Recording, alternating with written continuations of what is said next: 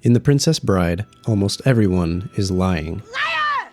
Liar! Get back, witch! The world is built on deception. I swear it will be done. And I'm not just talking about the villains. One of the heroes spends half of the film hiding his identity, and when he finally finds Buttercup after years of searching, he continues the charade, just so he can figure out whether she still loves him.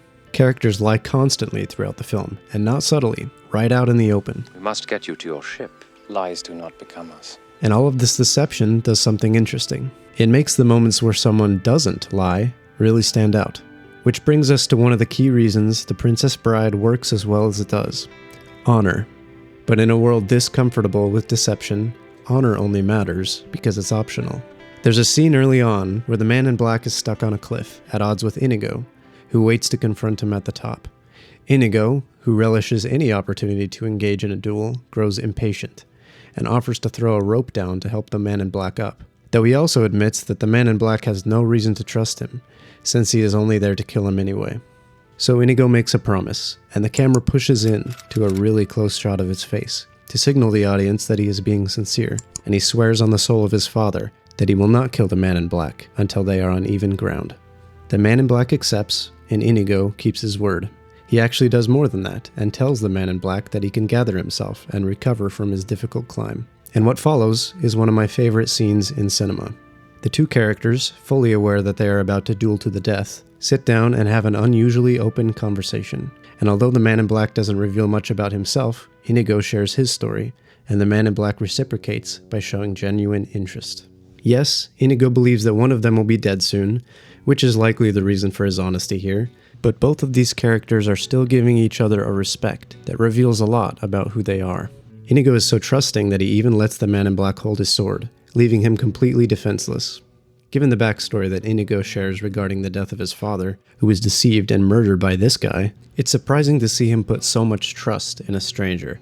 But Inigo is probably the most honorable character in this film. His story is a revenge story, but it is driven by a need to restore his father's honor. I love my father, so naturally I challenge his murderer to a duel. Characters motivated by revenge are usually defined by hatred, suspicious of everyone they meet. Inigo isn't. The hatred is there, but it always comes second to his morality, and this scene proves it. There's actually only one scene in this film I could find where Inigo tries to lie, and he's not very good at it. His wife is crippled. Children are on the brink of starvation. You a rotten liar. In a film where lying comes naturally to most people, Inigo chooses honor anyway. But honor only exists when both parties agree to it. When that agreement collapses, honor becomes irrational. To show you what I mean, let's talk about the man in black, who also displays his honor here by not killing a defenseless Inigo and letting him live after he wins the duel. He moves on to Fezzik, who deserves an honorable mention for making this fight as fair as possible. We face each other as God intended. Sportsmanlike. After Fezzik, the man in black must win a battle of wits against Vincini. Poison is hidden in identical cups, and both men must drink. But this game only works if both players are honorable. Here, neither of them are. Vincini assumes that the man in black would never drink from his own cup if he knew it was poisoned, so once he thinks he's solved the puzzle, he switches the cups. The man in black, who also doesn't trust Vincini, poisons both cups and relies on his own immunity to survive. What should be a test of honor becomes a contest of complete deception, not because honor is weak, but because it wasn't mutual. The man in black understands this and adapts. The risk that comes with honor is what makes it so valuable.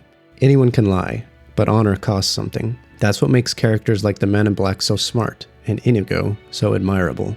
Both deception and honor drive the conflict of this movie. One is a tool, the other a standard, but both are voluntary. And ultimately for the villains, both lead to their downfall. The Princess Bride creates a dishonest world so that honor can actually mean something. And the people who choose it, even briefly, are the ones we remember most.